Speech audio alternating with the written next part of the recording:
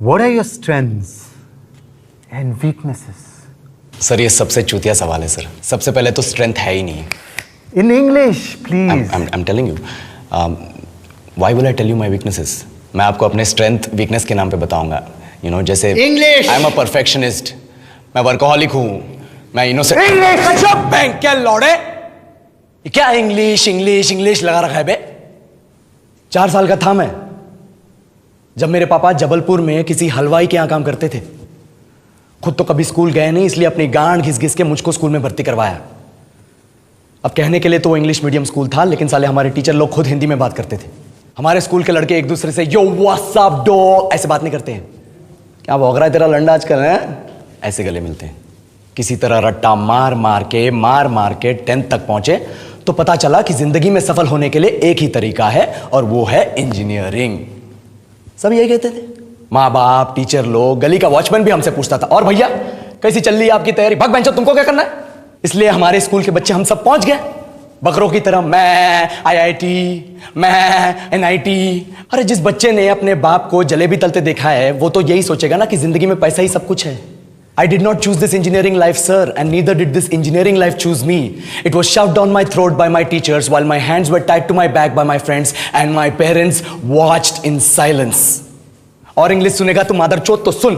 10th के बाद 2 साल लग गए इस कॉलेज में घुसने के लिए, कोचिंग में निकाल दिए। ना कुछ खेले ना कुछ सीखे, और 2 साल बाद जब यहां पहुंचे तो पता चला कि बड़े शहरों के कॉन्वेंट स्कूल के पढ़े बच्चे जब अंग्रेजी में बात करते हैं तो मरे हुए फूल भी खिल उठते हैं। आहा, हवा में ऑक्सीजन की मात्रा बढ़ जाती है इनकी अंग्रेजी सुन के। और पूरे कॉलेज की लड़कियां इन इंग्लिश स्पीकिंग लड़कों को अपना जीवनसाथी.com मान चुकी है। तुझे क्या लगता है? मुझे कभी लगा नहीं कि मैं अपनी अंग्रेजी पे काम करूं, अपने पर्सनालिटी पे काम करूं। बहुत लगा। ये चूतिया इंडस वैली सिविलाइजेशन का जो एजुकेशन सिस्टम बिठा के रखे हो, जिसमें हर साल में 10 सब्जेक्ट, हर सब्जेक्ट में theory, practical, viva, lab work, external, internal, majors, minors, assignment, project, thesis, गांड मार के रख लिया हमारी। महीनों तक नहाना भूल जाते हम लोग, और फिर हमारा परसेप्शन बना देते हो कि हम ऐसे ही रहना चाहते हैं। अबे साल में एक बार कल्चरल फेस्टिवल आता है, एक बार, उसके लिए भी प्रोफेसर से भीख मांगनी पड़ती है। अरे बिना इंग्लिश बोले, बिना लड़कियों से बात किए कौन गांडू रहना चाहता है वैसे?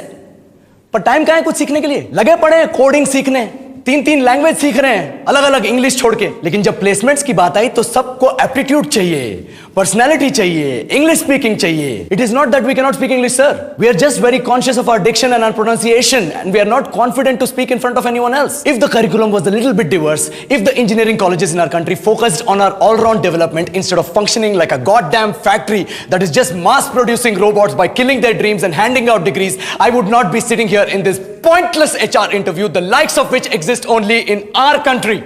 ये लो सर, बोल दिया मैंने 4 और लाइन अंग्रेजी में। अब बताइए, क्या मैं आपके मल्टीनेशनल कंपनी के लायक हूं? Do I have the potential to be a slave of your esteemed organization?